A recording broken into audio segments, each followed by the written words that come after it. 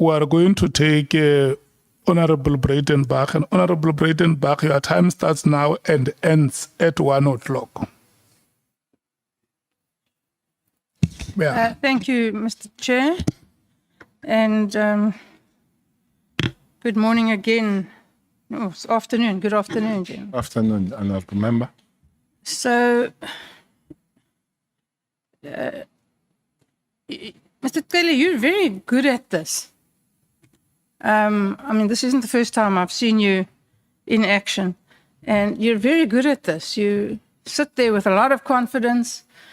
You speak your mind, which is not a bad quality, and you're knowledgeable. So you do very well at this kind of thing. But this morning you were quick to retract the fact that you'd said that you knew Matlala very well. You were quick to say, perhaps not very well. So I'd like to explore with you why you initially said very well, because you're a seasoned campaigner, you're no child, you've been around the block, and you're an experienced human being as well as an experienced in the security cluster. So why would you have said I know him very well when now you say you don't know him so very well? Well, in reflection, honorable member, is that it could not be that a person that you know 3-4 months would know that person very well. There are quite few things that can make you know you very well. Firstly, is time. That makes you very well. Secondly, is my extra association with you. For instance, knowing your family, knowing where you live, knowing how you live, taking drinks together and all that, how if you have taken the drink, you behave and all that kind of thing. If it's only I've met you in a form of a semi-work, maybe meeting, maybe in a hotel, maybe in that particular room, then it cannot be very well. So it's on reflection and on, again, tapping on the understanding that human beings do make mistakes. And but the real matter is that when you realize that that has happened, is to say, yes, I made a mistake. Very well is a mistake. Fair enough. Human beings do make mistakes.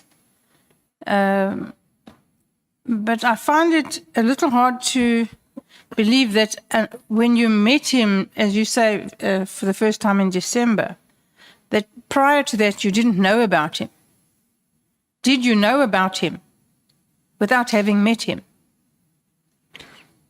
I did explain that it would take about 2 weeks that I've known when I read the story about Tembisa and him getting the contract of the police. Before that, I didn't know him. Nothing at all? Not zero. You never heard of him? Zero. Okay. So would it surprise you to know that he has quite a record, a criminal record? Well, not necessarily a criminal record, but a history of brushing with the police, and not in the positive sense. With all the evidence I have read, it's about a number 18 with withdrawals, with acquittals and all that. I've seen, and that's why at one statement that I've made that I wonder how he flew below the radar for me when it comes to that situation. Yes, well, I'm wondering the same thing. Do you have an explanation? The crux of the matter that I didn't know about him. But honorable member, maybe again without being arrogant, we'll know about many things, but there are many things that we wouldn't know about it. One person that I didn't know about it, but seems to be big in the crime world is Mlife himself. He looks big when you hear who he is. He has been in London with a fraudulent documents, arrested in London. You must be big to be arrested in London for South Africa. But I didn't know anything about him too. Okay. And having read about Matlala's involvement at the Tembisa Hospital tender and knowing what we know about the facts surrounding Tembisa Hospital, and you still felt comfortable staying in his flat? You mean then or after I've had that information? After you read it. No, definitely. The ideas and behavior that I had then is different. Is definitely different from my attitude and my behavior towards him now. Okay, so would you go and stay in one of his properties now? No. No. Okay. So he's not your friend, Finish and Klaar? He has never been a friend. Oh, okay.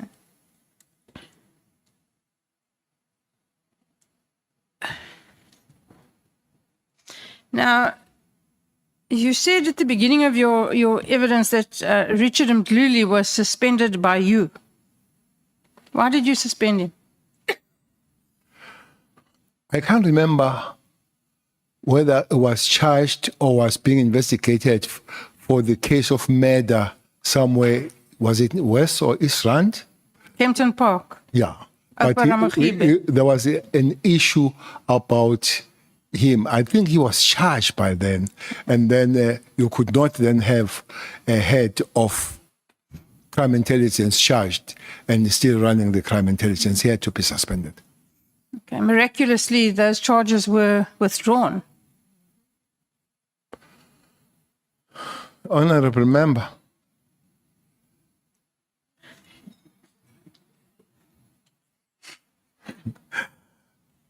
I really don't know. You know, police have been suffering. Police have been suffering because your world prosecution, you have been doing things and flying below the radar. I think the latest suspension, if in your world in Gauteng, is a big one. Yes. Is a big one. Oh yes, certainly. And rather late than never. And it's not new. And it's not new. The information that is suspended about and all the kind of stuff. So you sit here, since I've been in this environment, you sit here that police, you have done the good job. I wonder what happens to the next segment. You see here in Western Cape, police were very frustrated about Tembe matter. They believe that they had a case. They were told more than many times to go dot the I's and cross the T's. They did that more than many times. And they went back and somebody said, you go and do this. So whoever was doing that today, they believe that there was a protection of somebody by the prosecution. So you sit there and the police, they come back and cry. It is underscored that one time I met the Minister of Justice and DPP. I met them. And I said, that's what police are saying. One thing they say they arrest people, special cash house people. And the IO meets these people on the road and say, hello. I say, but you were in prison. He said, no, I'm out of the... I say, what happened? They say, if you look how cash house people get bails, they get bails on the small courts most of the time, if you follow their record. What happens, they go to the main court, it's opposed and all that, you lose, you fail the bail, you are arrested. But prosecutors and the lawyers for these guys, they started together. So what they do, they move it from the main court where they did not get the bail and go to some court in some corner and don't call the IO, and it goes there unopposed and they get the bail. So it's a whole system that is giving us problem. So you say, how did I feel? Sometimes you feel numb because you know it might happen. Yes, I don't deny that the whole system is broken. I agree with you. There are problems in all the departments, the police, the NPA, justice, correctional services, that we really do need to overhaul them all from the bottom up. And as you say, it's going to take a lot of money. and a lot of will. But Ndluli, the matter was then withdrawn against him by some miracle. It was later sent for an inquest. And send you home. I forget where it was. And we all know that an inquest is a very watered down version of a matter. And then when it came back with a recommendation that it be prosecuted, somehow again, miraculously, the murder charge disappeared. And he was convicted of eventually, I think, kidnapping and assault. Now, you and I both know that if you can prove assault, you can prove murder. If you assault someone and he dies, you can prove murder. Yes. But he got convicted of assault. And Opera Machibe is dead today with no justice. And the real story we know was murder. Yeah. But let's leave that there. Do you think that it's a mere coincidence that more than 12, probably around 18 cases have been withdrawn against Mr. Matlala over the years? Knowing him now, absolutely, I don't believe that is incident is coincidence. So there's something rotten with the system. Now, knowing who Matlala himself is, and the power of money that he commands. Well, the power of money that he commands impressed you because you went to stay in his fancy flat for free. No, I was impressed by the accommodation. I didn't know at the time that he has so much money. Well, that kind of accommodation, you and I both know, doesn't come cheap. I agree. Do you regret having this relationship with Mr. Matlala, or this acquaintanceship, or whatever you want to call it? I think somebody hurt me yesterday, though I said that, why did I meet him? I'm sure life would have been much easier if I did not meet him. So you sit here, you reflect, and you say it could have been better having not met him. Hindsight is the perfect sight. We know this. You're still peripherally involved with the police, as you should be. As you said, it would be irresponsible to not be. Lieutenant General Sabia has said that these allegations of General Makwenazi is a manifestation of a factional battle for power in the police. Do you agree? I don't agree with your first statement that I'm still involved. I try to run hard and far away as I can. Yes, but you can't. I try to run very far. Honorable Member, I did say, and I want to repeat, that is a taxing and sapping environment to work with the police there. So if you get any opportunity of being away from there, take it and run. But you kept brought back all the time. The police, I guess, like all other families, have people that have egos, and they've got egos, and they've got their thinking, but also ambitions. Ambitions, because I would not dismiss that the two positions might have some kind of a price, and what they've put us here. The incoming national commissioner and the incoming head of Hawks. I would not. And there is a name that keeps coming that I think Sbia did agree that he would love to be a head of Hawks. He did, yes. I think he agreed on that. Yeah. So, but Sbia would think that somebody else might be a competitor to it. And I have heard that they would suspect that Nhlanhla must be there. Maybe that's why himself has made a statement that he doesn't want to be. So once you have those ambitions, there will be clash of yourself working towards that. Honorable Member Methods was to ask the question that she didn't ask. What is the role of the commissar? One of the role of the commissar, the leader, is to keep peace within the organization.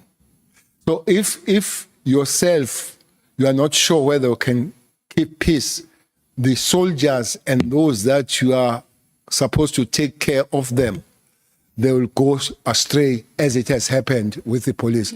But anybody that denies that there are petty wars, quite bitter going on the police, would not be living with us. But the only problem, those battles are dangerous and they leave South Africans very, very vulnerable. I agree. Makwenazi was the acting National Commissioner before. Yes. And then he didn't get the job, but went to Piega. He Is that didn't. correct? He didn't. Yeah. I'm sure that he would like that job now. Well, not of human beings are human beings, but not from him. He has time and again said that finishing here, he wants to go home, finishing where he is now.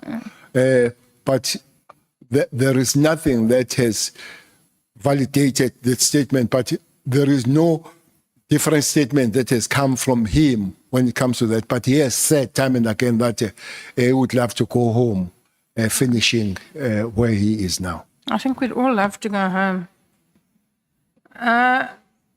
Do you know the head of the South African Police Legal Services, Simo Shamani?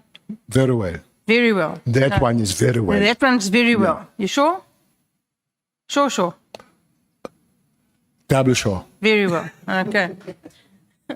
Was this a regular appointment or was it a job for a pal?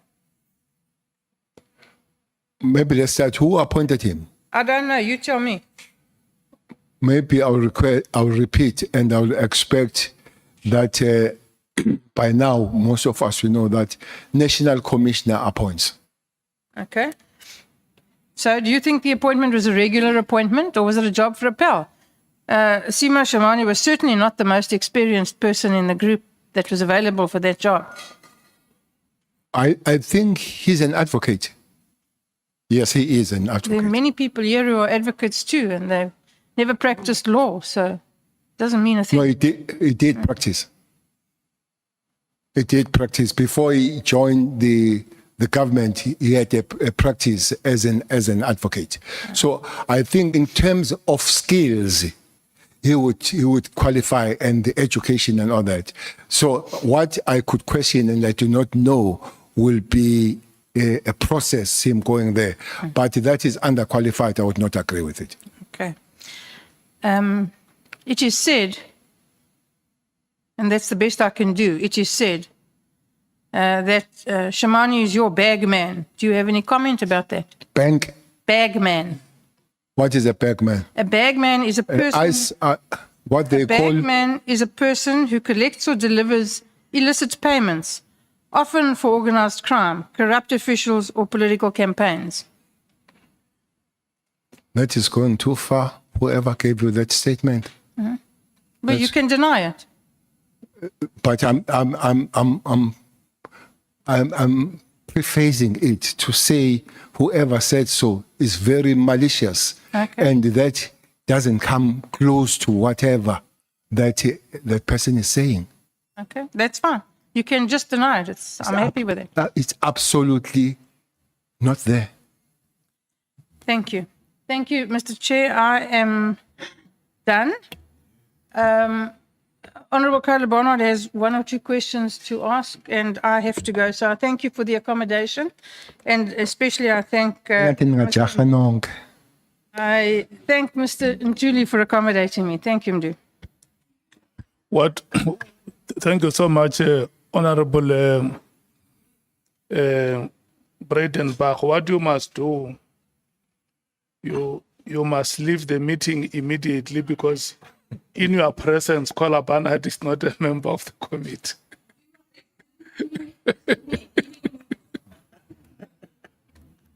Yeah.